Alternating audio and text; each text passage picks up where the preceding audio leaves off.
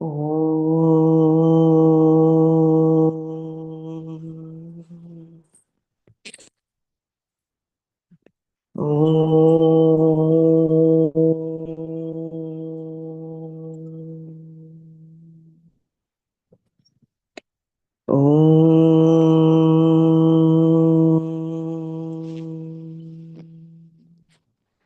Om Sahana Bhavatu Sahanau Bhunaktu Sahaviryamkaravavahai Tejasvinavadhitamastu ma vidvishavahai.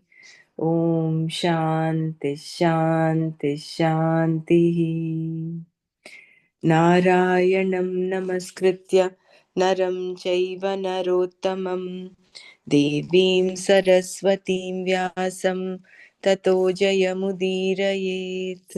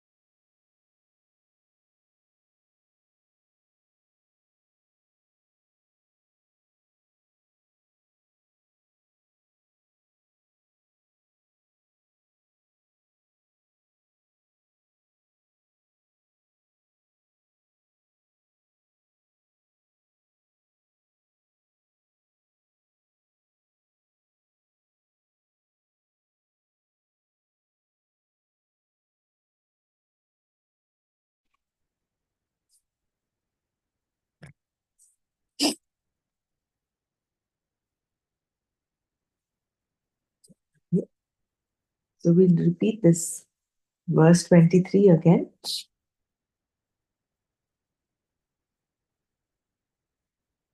Nainam chindanti shastrani, nainam dahati pavakaha, na chainam kletayantyapo, na shoshayati marutaha. Weapons do not cut the self, nor does fire burn it.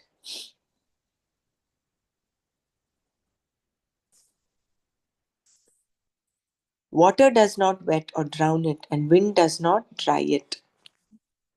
In verse 16 and again in verse 20, Krishna said that for the self, which is real, Sat, there is no absence. It is not subject to negation in any of the three periods of time. Abaditam Satyam. This statement cannot be shaken because that which is not subject to negation cannot be negated, and truth, Satya, is not subject to negation. You yourself are this truth. If you have any doubt, try to negate yourself. The very person doing the negation is the one you are trying to negate. You find, therefore, that it is impossible to negate yourself. Anything that is negatable is not Satya. Therefore, the one who goes on negating is Satya, the only one who cannot be negated. Everything else is subject to dismissal. That which is not subject to negation can only be the Atma, the Self. Thus, there is no absence, abhava, for the Atma. Only that which is subject to time can be asat. That which is not subject to time is sat. Sat cannot be dismissed because dismissal implies prior existence and posterior non existence. both of which are in terms of time alone, past, present, and future.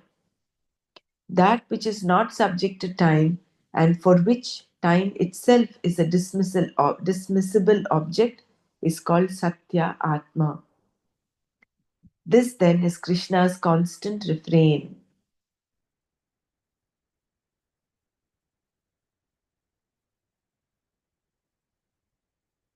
Just as one gives up old clothes and takes on new ones, the one who dwells in this body, Deha, gives it up and assumes another body. Neither the Jiva nor Atma is subject to negation, the Jiva and Atma being one and the same. What can be negated, however, is the notion that I am limited, the Jivatva. The essence or Swarupa of the Jiva cannot be negated. Only the notion that I am a Jiva can be negated. The same point was also made by Krishna in another form when he said that the Atma is not an object for any act of destruction. Na ayam hanti, na hanyati. It is neither the performer of an action nor the object of anyone's action. In other words, the Atma is not subject to negation because it is not subject to destruction. No action can destroy it.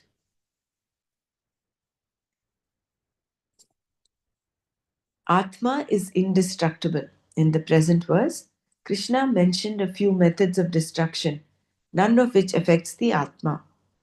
At first, he talks of weapons which cannot destroy Atma. Later, he enumerates the elements that can bring about destruction. Generally, weapons are of two types. Those weapons that are released from one's hand, like a rock, a bullet, or an arrow, are called astras. Those held in the hand, like a stick, hammer, or sword, are called shastras. Here in the verse, the word shastra implies both types of weapons. With reference to weapons, then, the Atma does not subject itself to any type of objectification. This is so because the Atma objectifies everything. That which objectifies everything cannot be objectified by anything.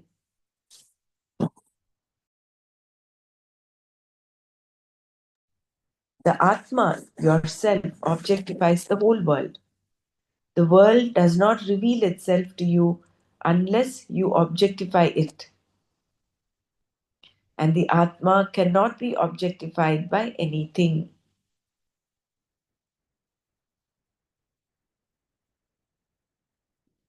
What is objectified is not going to objectify the objectifier because everything else shines after Atma. There is only one source of consciousness, and that is Atma, you. Everything else is an object of consciousness. How then is an object of consciousness going to destroy consciousness? Consciousness has no particular form. If it had a heart, it could have an attack, but it does not. If it does, we have had it. The Atma is the one because of which we are aware of the beating of the heart. It is the subject of every object. Because the Atma is not subject to objectification, it is not subject to any type of action, including destruction. Thus, weapons do not slay this Atma. Fire also cannot destroy the Atma. The enam dahati pavaka. It can burn the body, but it cannot burn the Atma. Fire cannot even destroy the subtle body, Sukshma Sharira, let alone the Atma. Similarly, water cannot even wet the Atma, let alone drown it. Apaha enam na kledayanti, because it does not become an object that is subject to drowning, nor can the wind dry it up. Na enam shoshayati marutaha, meaning that Atma cannot be dehydrated.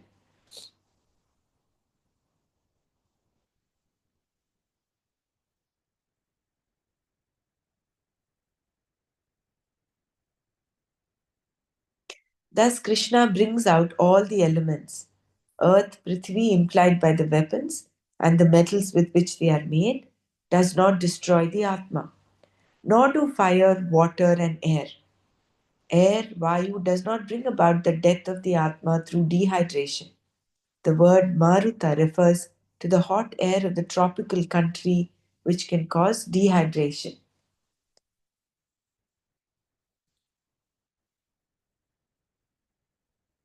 The five element model of the world. Throughout the Shastra, we find a particular model that presents the world as made up of five elements: space, Akasha, air, Vayu, fire, Agni, water, Apaha, and earth, Prithvi. In their subtle and gross forms, these elements account for everything that is here. The subtle elements account for the mind, senses, and so on, and the gross elements account for the physical body and the physical world. If we just refer back to Tattva Bodh, how is the Sukshma Sharira caused? How is the Stula Sharira caused?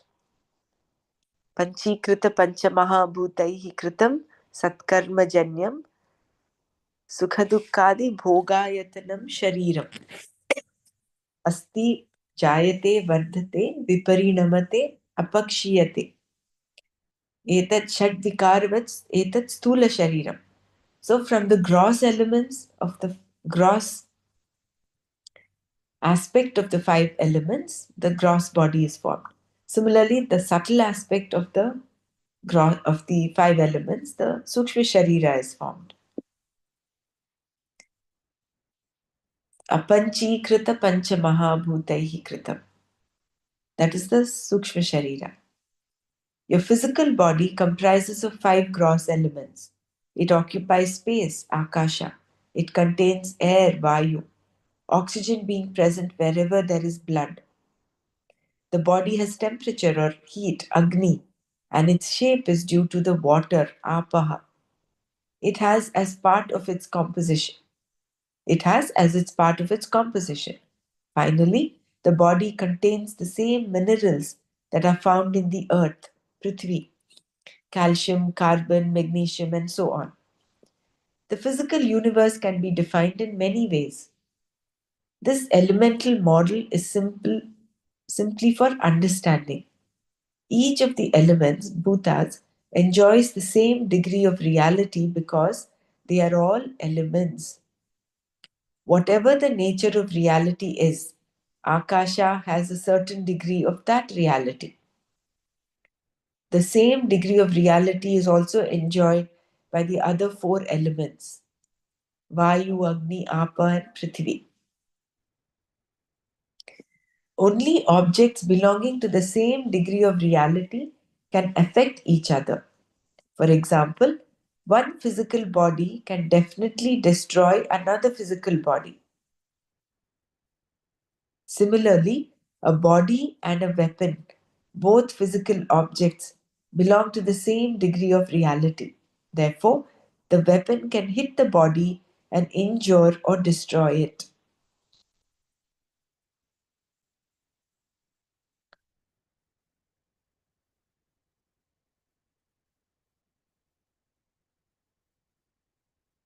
Suppose, however, you want to destroy a tree with the shadow of another tree.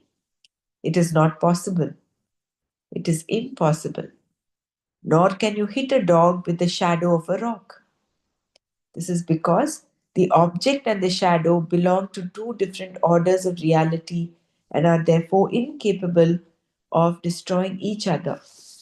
If one is to affect the other, both must enjoy the same degree of reality.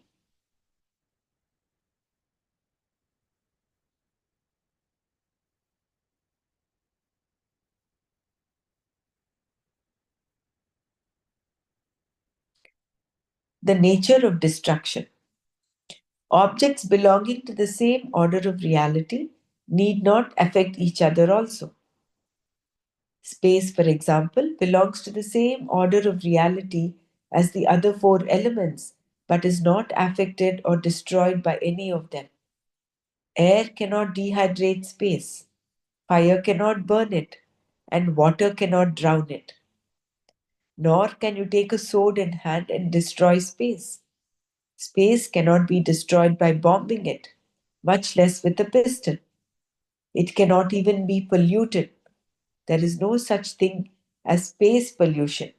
Only the atmosphere is polluted.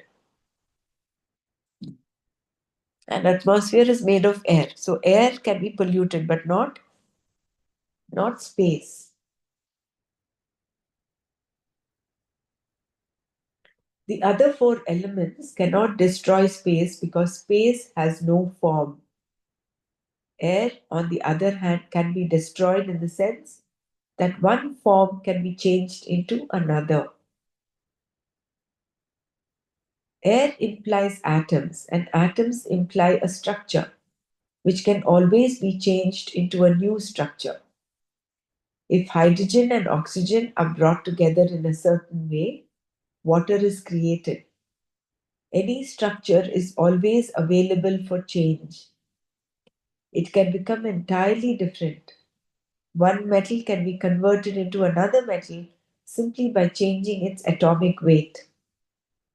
A base metal can be changed into gold in this way, although it is not economically feasible to do.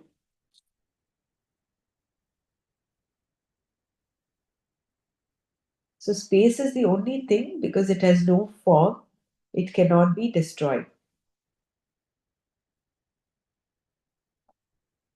Whereas air, because air implies atoms, and because atoms, when they come together, form, they change. Like, for example, hydrogen and oxygen come together, they form water. Similarly, so anything that can be changed can be destroyed. The word death applies to a particular structure that no longer exists because it has been changed in some way. Shankara argues that anything that has limbs, attributes, or structure can be destroyed. Space, having none of these, cannot be destroyed even by other elements that share the same order of reality.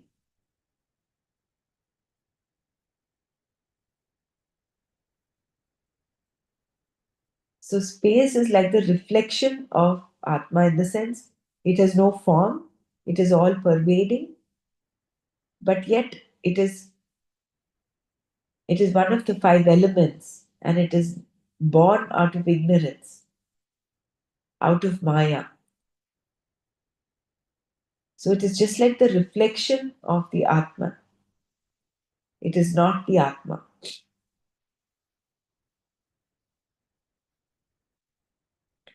And space exists because of Atma.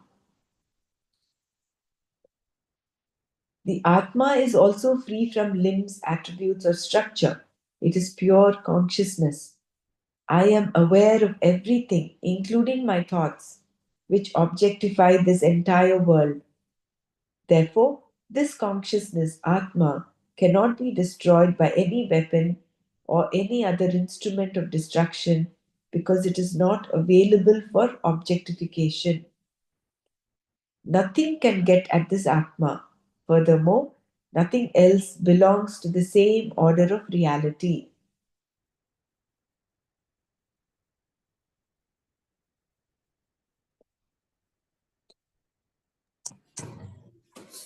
So what, Hariom, so what is the difference then we will consider between the space and the Atma?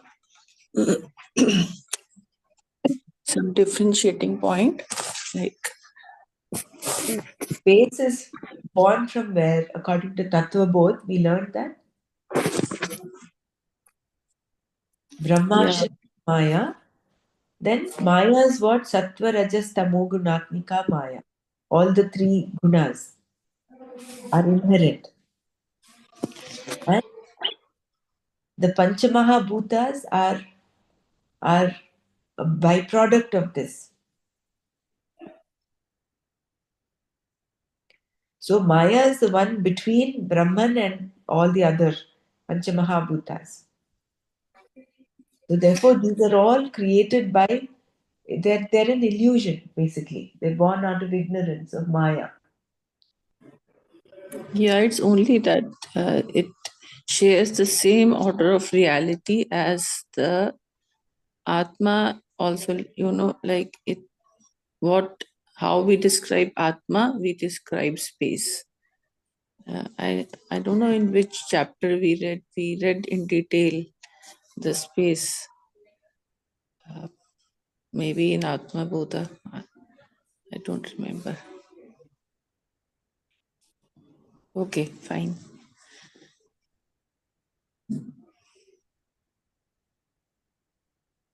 Maybe But we'll come across. Yeah. yeah, the space has the same order of reality as the other four elements, which is why they said, see here it is said, objects belonging to the same, earlier it was said, objects belonging to the same order of reality can affect one another, which is why the body, the bullet or weapon, has the same order of reality as the body, because the body is formed from the Pancha Mahabhutas. So, therefore, they belong to the same order of reality as against the shadow and the body. They belong to two different realities. You cannot kill, you cannot hurt anyone with the shadow of that person.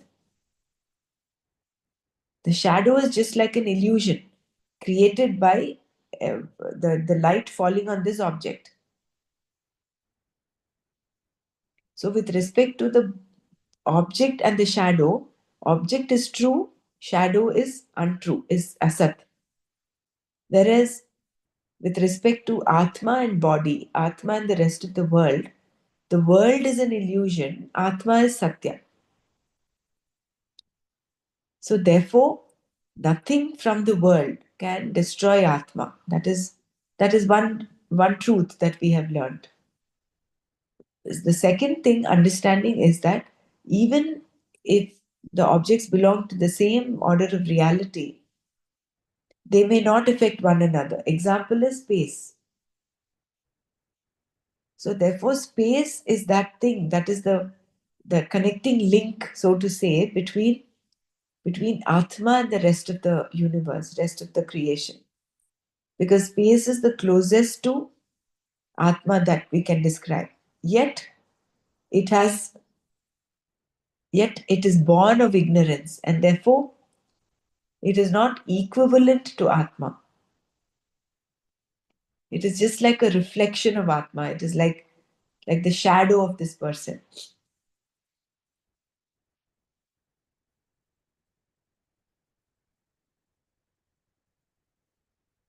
Yeah, thank you. Which is why even in our meditation, when we are that bliss sheath, that karana sharira, that is that is not considered moksha, because we come back again. Unless that ignorance is completely destroyed, we are just in that space element. We're just in that. That's why we call it spacey. When you get very spacey when you meditate, because you're in touch with that space element.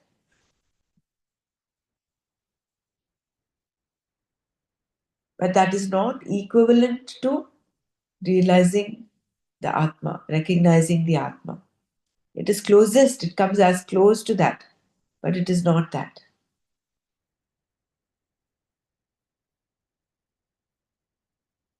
That is why also meditation is the key. That's why Gurudev has keeps saying it is through meditation, because that is where we come closest to. And when that recognition happens, again, apparently that depends on what as China mentions it, our sadhana and all that is only to bring ourselves to that point. And when that recognition happens, it all is dependent on grace again.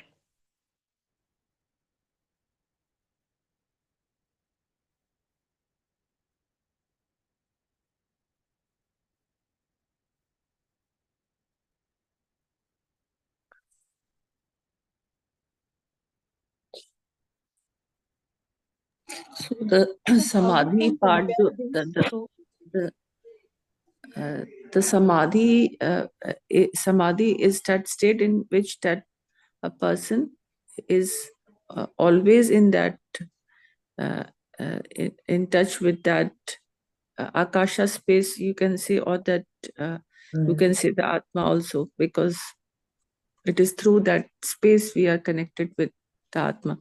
mm. Is it that way?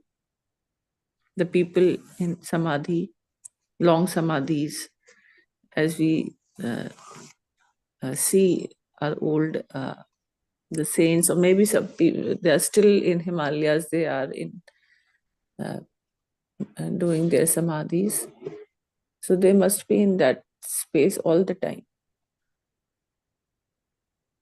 Yeah, probably. Yeah.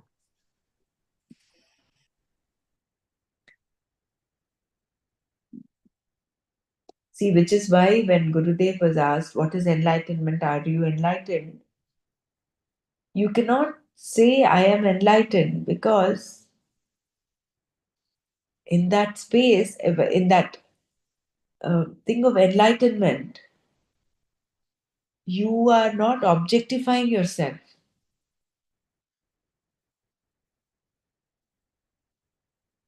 So we cannot draw a line and say, okay, this is enlightenment. No, it is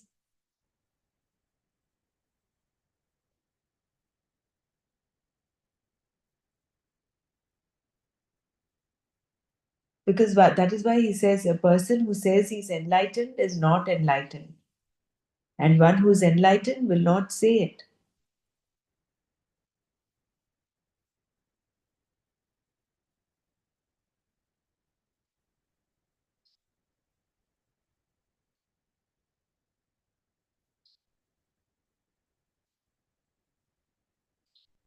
So our effort has to be to keep cleansing our mind and bringing it to that stillness. Antakarna Shuddhi as well as Antakarna Naischalya. That stillness of the mind is what we get by meditation. And by doing Karma Yoga, we get through to Antakarna Shuddhi. So these two set the stage for that recognition of that Aham Brahmasmi to happen.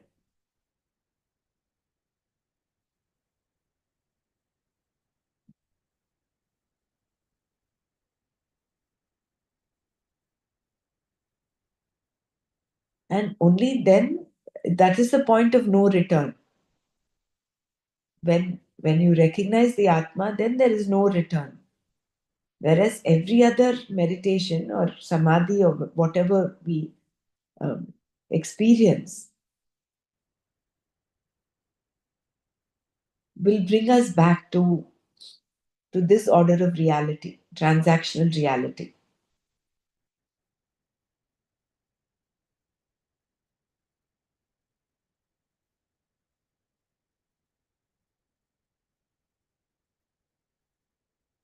The self evident Atma. Atma is Satya. Atma alone is self evident, and everything else is evident to it. Atma is self shining, and everything else shines after the Atma. The one that shines of its own accord is Atma. It requires no evidence for its existence. What is self evident is self existent, depending on nothing for its existence. Whereas what is not self evident is not self existent and depends entirely upon that which is self existent. In this way, any given object depends upon another object. A clay pot depends upon clay, which is nothing but mud, and mud is nothing but atoms. Atoms depend on particles, and so on. Thus, everything depends upon something else, and that something else depends upon your concept, which depends upon consciousness. Consciousness alone depends on nothing. Therefore, everything shines after the self evident, self existent Atma. Naturally, then, the whole creation, the whole world is equal to Asat only. When everything is Asat and Atma alone is Sat, how can the Sat be destroyed by Asat? Air, fire, water, and earth exist because of Atma. Because Atma is Sat and the elements are Asat, they are incapable of destroying the Atma. The reflection cannot come out of the mirror to tease and destroy you any more than your own shadow can. If your reflection looks ferocious and frowning, that is only because you look so. There is no need to become anxious because your reflection is frowning and looks as though it is going to destroy you. If you run away from it and it comes chasing after you, any chasing that is done is all in your mind. The reflection is not going to affect you because it is Asat and you are Sat. Since all of the elements are Asat, they cannot do anything to Atma, which is Sat.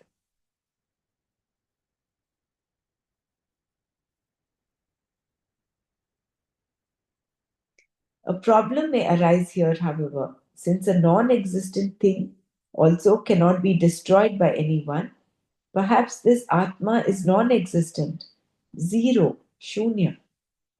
In the expression Vandhya Putra, a son of a woman who cannot give birth to a child, the son cannot be destroyed by anything. We are not talking here of an adopted son or a surrogate son, but of a non existent son.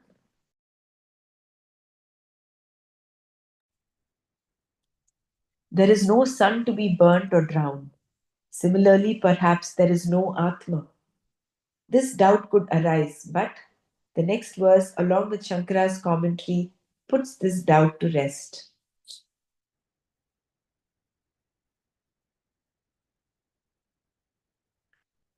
Here it is interesting that in this particular verse, the verse that we saw just now, 23rd verse, Krishna has talked about air, fire, water, and earth as not destroying Atma, but he has not mentioned space.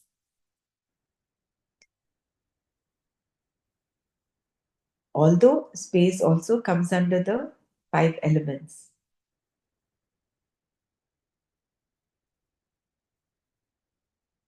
It says, uh, Nainam chindanti shastrani, nainam dahati pavakaha, na chainam kledayantyapah, na shoshayati marutaha.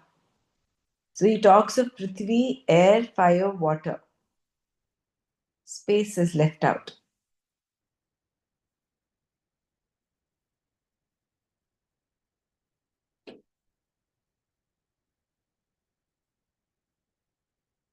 Although it implies that space cannot also do anything to Atma because space is like the reflection, like the reflection of the person in a mirror.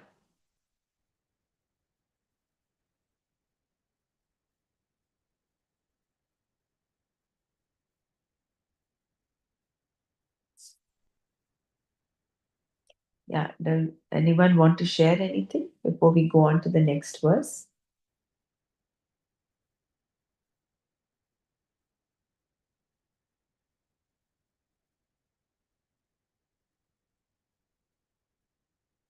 So exactly what Akashavat and not Akash Atma. Come again? Means Atma is Akashavat, means it is like Akash, but not Akash. Yeah. It is the reason why Akasha exists. Hmm. But you said that these four elements are not, means there is a cannot destroy these four elements Atma. But these four elements are included in the Akasha. Like Akash consists everything like this, na? These four elements. Yeah, each of the elements has some part of the other elements. Like we learned Mm. Panchikritam, Mm. Panchamahabhutaikritam. Mm. So the gross elements, that is. Whereas in their subtle forms, they are separate. Each of them is in that tattva, just the tattva. Whereas that when that becomes grossified, we are able to see fire because it has a form. But in its subtle form, fire is it does not have a form. But in the grossified part, yes, we can see that, and it has one half of its own, and the other half is made of a one quarter of each of the other elements.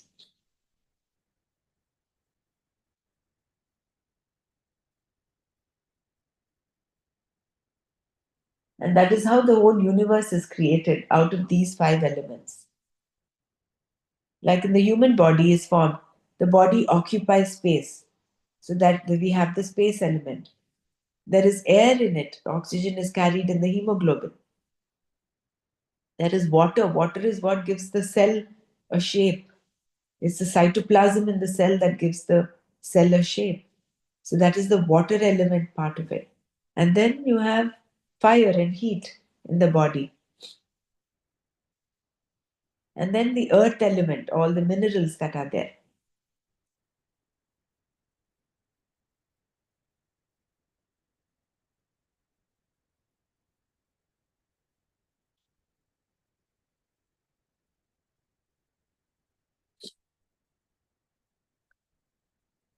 So that is why if we know space, if we understand space,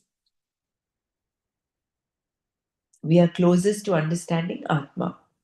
If we But then space is also within our purview, isn't it? We are able to objectify space. We are able to imagine space. So therefore, that also becomes an object of the I cognition. The I, therefore, is self-evident. Nothing, you cannot negate this I. And that is why that I is Satya. Whereas the Buddhists say Atma is non-existent. Atma is Shunya, which is what here, the last paragraph. A problem may arise here, however, since a non existent thing can also not be destroyed, like the son of a barren woman. But here it says, perhaps there is no Atma. This doubt could arise, but the next verse, along with Shankara's commentary, puts this doubt to rest. So we'll see how.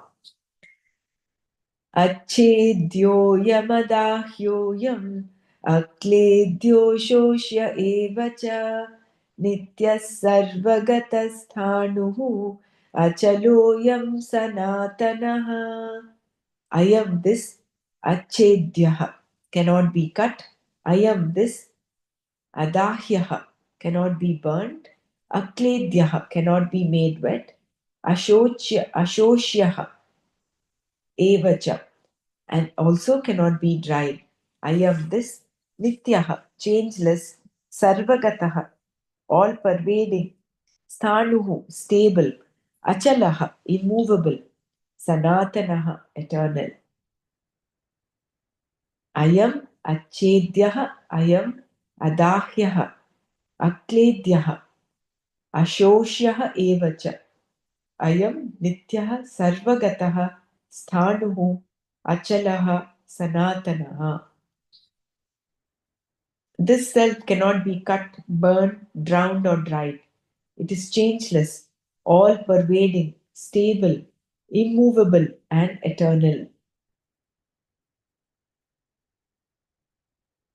The word I am in this verse refers to the self evident, self existent Atma, not a non existent Atma, Shunya. Self evident means that which does not require any means of knowledge to prove its existence. The Atma alone is self evident. Everything else becomes evident to the self.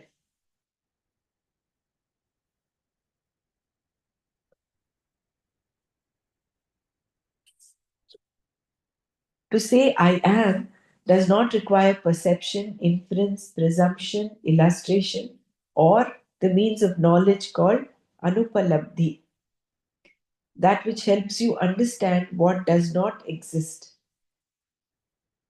Even to understand what does not exist requires someone who is existent to use the anupalabdhi pramana. For example, in order to know that there is no pot in my hand, there must be perception of and a person who wields the perception. I'll just read this again.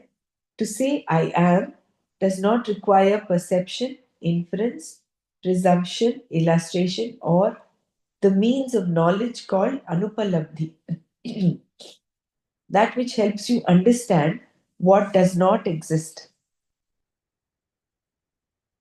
Even to understand what does not exist requires someone who is existent to use the anupalabdhi pramana.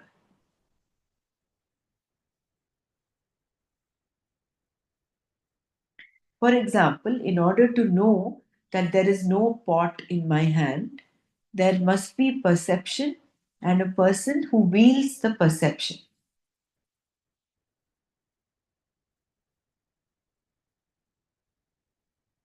Inference, a means of knowledge based on perception, also presupposes a person who wields the inference. Whatever the means of knowledge, there must be someone to wield it. To say that the object in your hand is a feather and it belongs to a peacock requires a means of knowledge, your own perception, and your prior knowledge of a peacock feather. You perceive the object directly and recognize it as a feather. Similarly, to prove the existence of any object, a means of knowledge is necessary. Even to perceive that my physical body is not the same as it was yesterday requires a means of knowledge. How do you know you have a stomach ache, back pain, or that you ache all over? Since you cannot show the ache to anyone, no one can verify it. This is why body ache and back pain are so useful in applying for leave. Even an orthopedic specialist cannot say whether there is an ache or not because it is purely your own experience. You alone are the witness. Witness perception, sakshi pratyaksha, is another type of perception that does not involve the senses but still is a perception. You can only talk about these various conditions of the body if you have a way of knowing them. Similarly, since you talk about your mind, you must have some way of knowing it. There must be some perception by which you know the mind. That you have certain memories is purely because the programming is there, even though it might not always serve your purpose. Even to know that you have forgotten something is a perception. Everything is evident to me because I have a means of knowing. But by what means do I know that I am? Do I know I am by perception, by a scripture, by the senses, by inference? No, I am there before them all. Because I am, I can infer. I am, and therefore I can see and hear. That I am is self evident. And because I am, all knowledge is possible.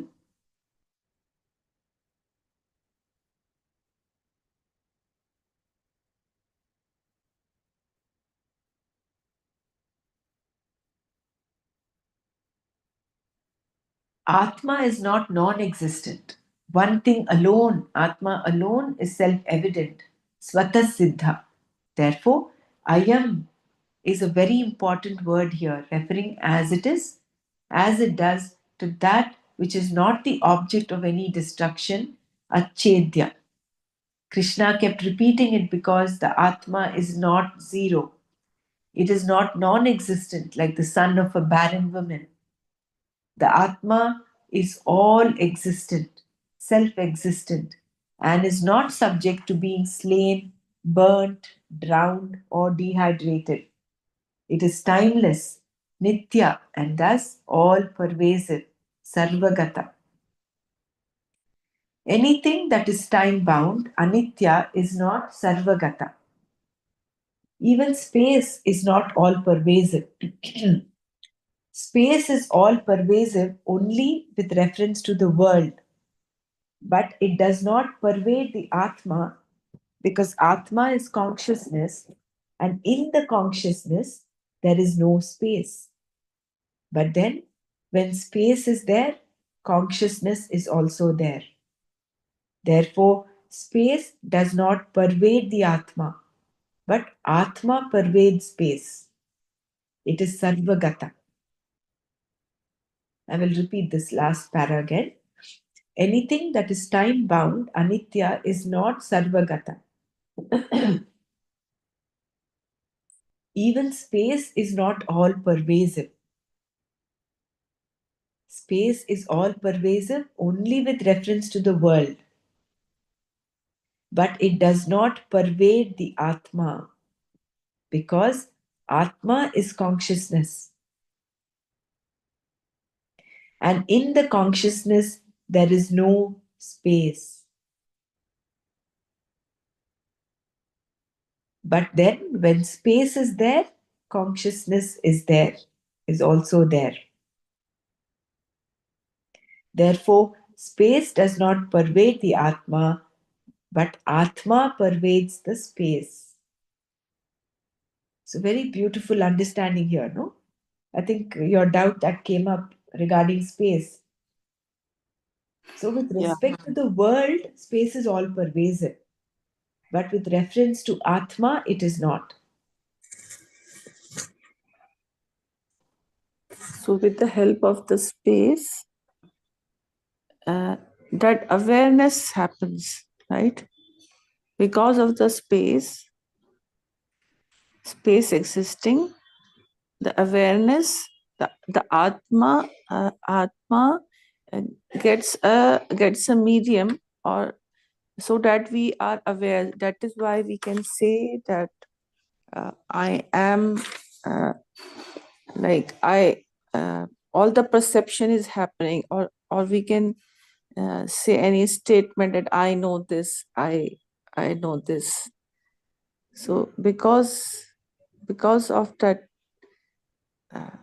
connection there, then that perception also happens. So it is acting as a No, just a but medium. see, Yeah. the awareness happens because of the Atma only, not because of the space. No, I am. That is very true. It happens because But you of told, Atma, no, but because it of needs space, awareness it comes. No. no. I was thinking that way. That No, no, no, no, no, no. okay. Awareness is the I. The I is the self evident Atma. So, wherever space is, consciousness is. But then it is always self-evident, but still, how can we just imagining like that Atma is there and Atma is everywhere. See, you yeah. just have to go within. What is the one? Who is the one who's saying Atma? Who is the one who's knowing this? The cause behind the cause, the I behind the I. Didi, whenever we are in meditation and when we feel expanded, that is where, we can feel it, isn't it? That is But what I feel the am talking space. about. No, that is the awareness of that thing that I am just correlating in that way. Like it is that you get aware of it, you that you get the glimpse of it. So it is You have that connection with it. Normally when we are doing the activities, we don't have, because you are not connected. But as soon as that that awareness of that that's that you reach into that space, that akasha space. It is not awareness at that time. It is that consciousness at that time. Of course, we are aware about it, but that expanded feeling that we get, I think that is what is the consciousness. We'll have to read the consciousness You again. know, that I'm just reminded of the Taittiriya Upanishad where the Bhrigu and his son, I think the son goes to the father and he says, "Did you find out what is Brahman?" And then he goes on. He says, "No, go and meditate." And he comes back, says, "Annam Brahmeti Vyajanat." He says, "Annam is Brahma." That is, and then he says, "No, go back and meditate again." And then he comes back and says, "Pranam Brahma."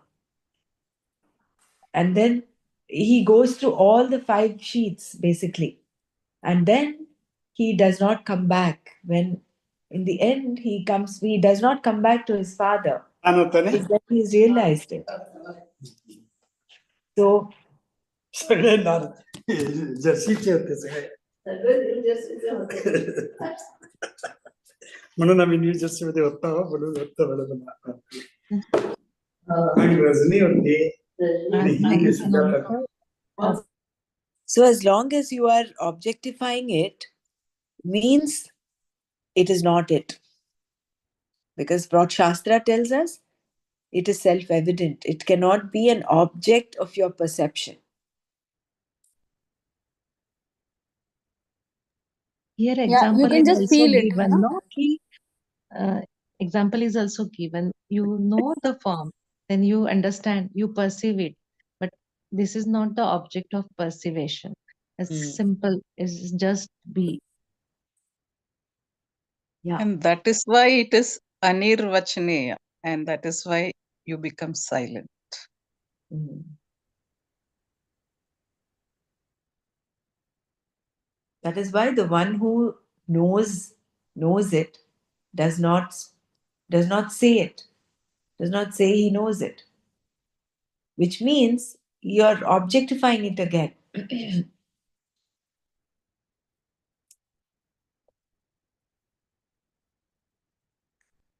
So here what we are trying to do is trying to understand it linearly. We're trying to understand it with our little mind. But it's a state of being. When you negate everything, what remains? Which is why Ramana Maharshi kept saying, where is the And Atma? here it also said, no, when you are able to negate, then it's a asatya. What you cannot negate is satya. Correct. So who is that who is negating that? Who am I? That I is, there is that I that is self-evident who is negating everything, right? So I'm negating the body because I can see my body. I'm negating my mind because I can perceive the thoughts in my mind. I'm negating the memories because I can feel the memories and experience the memories. Similarly, the ego. So what remains is the self, the witness that is witness to all of this.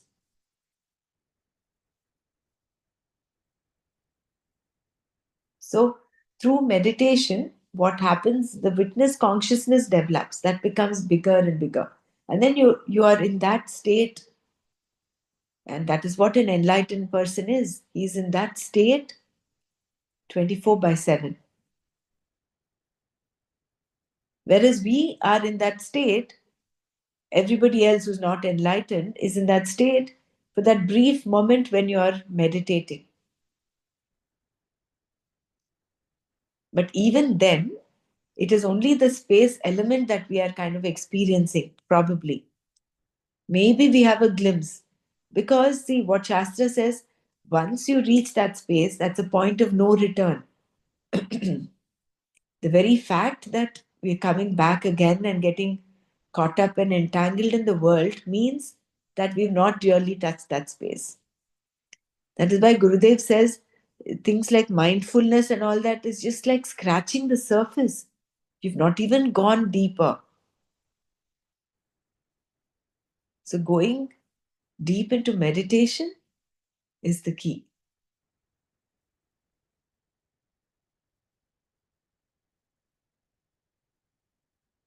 I think we'll stop here today. We have one more paragraph.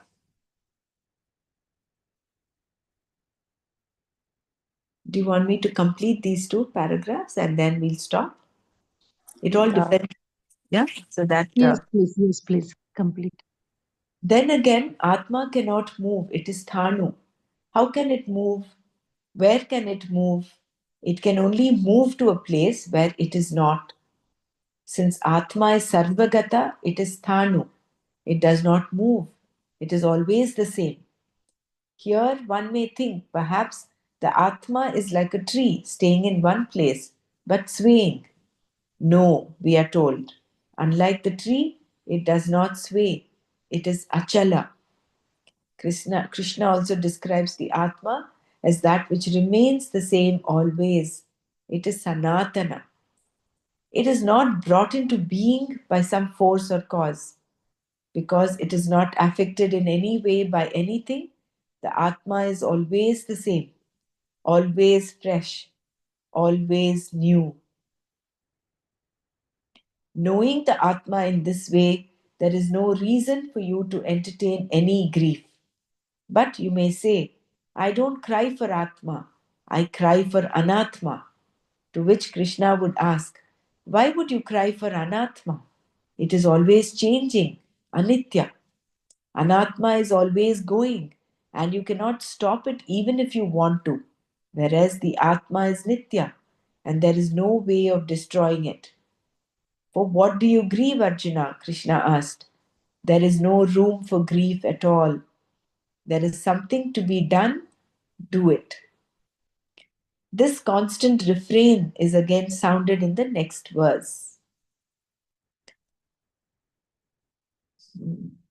So we'll stop here. So beautifully, although it is said Atma is Thanu, it means it does not move,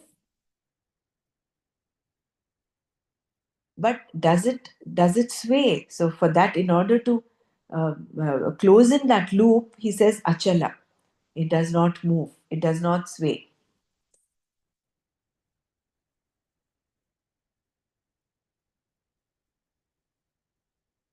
In so many ways, they're kind of closing in on all the doubts that we might have. And this is the negation by badha, by knowledge.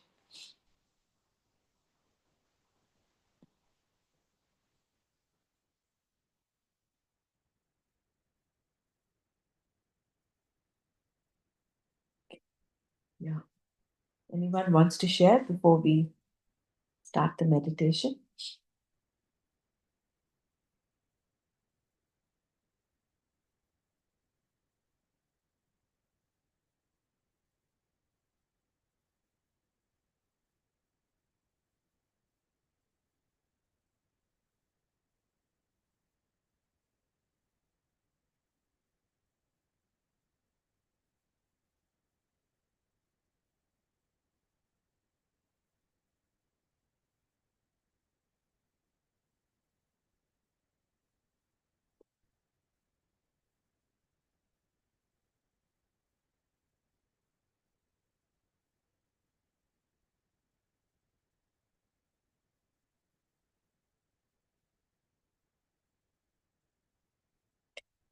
ॐ लोका समस्ता सुखिनो भवन्तु ॐ शान्ति शान्ति शान्तिः ॐ तत्सत् श्रीकृष्णार्पणमस्तु जय गुरुदेव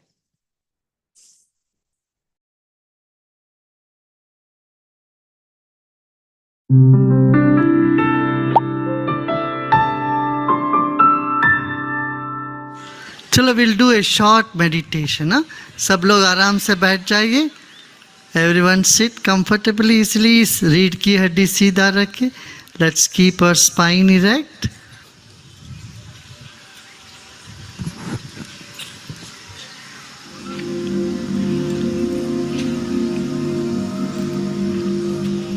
Let's take our attention to the top of the head.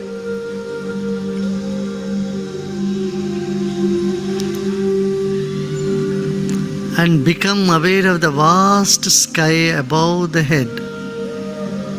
सिर के ऊपर विशाल गगन है. उस गगन से तरंग हमारे सिर पर पड़ रही है इस वक्त. इसका स्मरण करें. Become aware of the vast space and cosmic rays from the universe falling on your head right this moment. मुस्कुराते मुस्कुराते सारे तरंगों को अपने भीतर स्वीकार करें. With a smile, receive all the vibrations, cosmic vibrations, into your body. Vedic chantings are there, are happening. All other sounds are there. Just welcome them all. मंत्र घोष भी चल रहे कहीं दूर. पूरे वातावरण में पवित्र तरंग उठ रहे हैं. इन सब को आप स्वीकार करें अपने भीतर.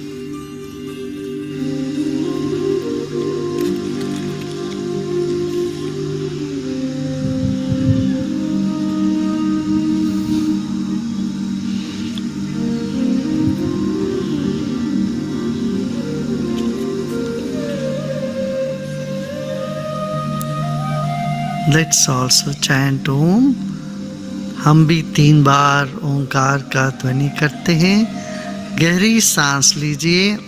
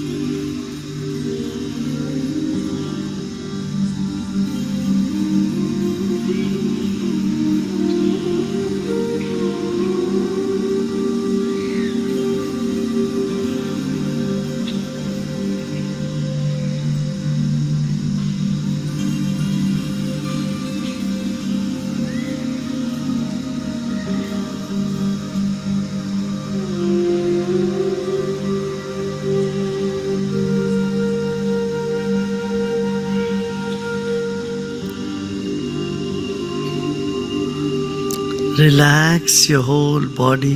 पूरे शरीर को ढीला छोड़ दें.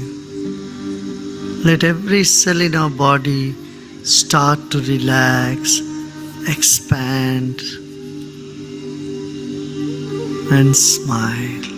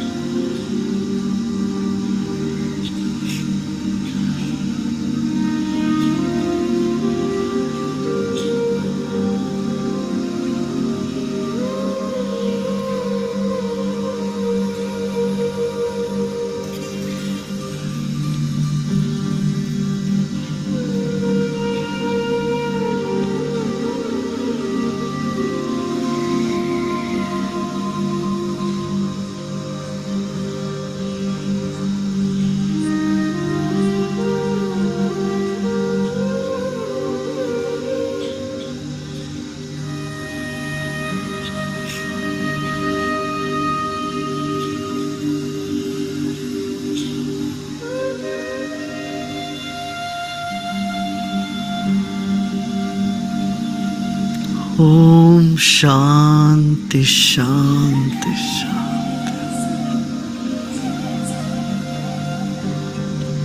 और धीरे धीरे आंखें खोल सकते हो। Slowly and gradually you may open your eyes.